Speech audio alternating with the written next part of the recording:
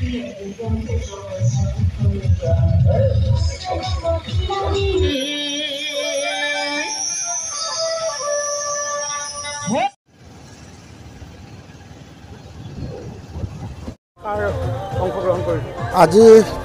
আমি 39 নং 5 নং চেৰফাং সমষ্টিত আমাৰ যিমান BPF দলৰ শুভকাংক্ষী আছে কৰ্মকৰ্তাসকল আছে তেওঁলোকে সকলোৱে লগ লাগি আজি এটা সিদ্ধান্ত লৈছে গোটেই 5 নং চেৰফাং সমষ্টিত প্ৰত্যেকটা গাঁৱত প্ৰত্যেকটা এলেকাত BPF দলে এটা কাৰ ৰেলীৰ আয়োজন কৰিছে যাৰ কাৰণে আজি আমি সকলোৱে কাৰ লৈ সাজু আছো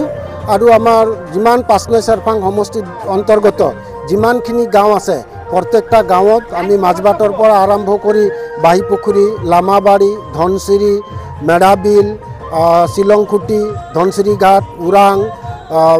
দেৱালখণ্ড খামতুবাৰী হাবিগাঁও এই গোটেইকেইটা অঞ্চলত আমি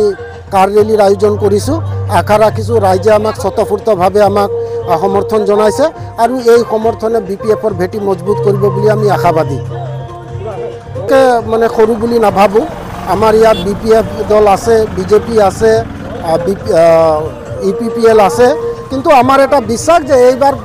BPF দলৰ লগত কাৰো প্ৰতিদ্বন্দ্বিতা নহয় BPF দলে 5 নং চেৰফাং সমষ্টি নহয় গোটেই BTCত একক সংখ্যাগৰিষ্ঠতা লাভ কৰি চৰকাৰ গঠন কৰাৰ কাৰণে আগবাঢ়ি আহিছে আৰু চৰকাৰ গঠন কৰিব সেয়া নিশ্চিত আৰু এই নিশ্চিত আমি 5 নং চেৰফাং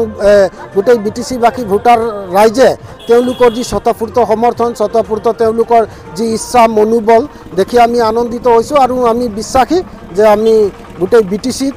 হাগ্ৰামা মহিলাৰী দেৱৰ নেতৃত্বত চৰকাৰ গঠন কৰিব পাৰিম সেপ্টেম্বৰত যেহেতু নিৰ্বাচন হ'ব আপোনালোক প্ৰস্তুতি আমাৰ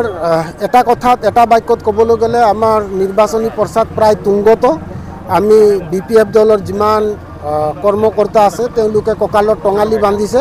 আমি মাত্ৰ ৰাইজৰ মাজত সোমাই যাব বিচাৰিছোঁ ৰাইজৰ আস্থা ভাজন হ'ব বিচাৰিছোঁ ৰাইজে যাতে আমাক সমৰ্থন কৰে তাৰ কাৰণে আমি ৰাইজে বিচৰা ধৰণে আঁচনিসমূহ আমি প্ৰস্তুত কৰিছোঁ আশা ৰাখিছোঁ নিশ্চয় গোটেই BTCবাসী ৰাইজে হাগ্ৰামা মহিলাৰীৰ সেই আস্থা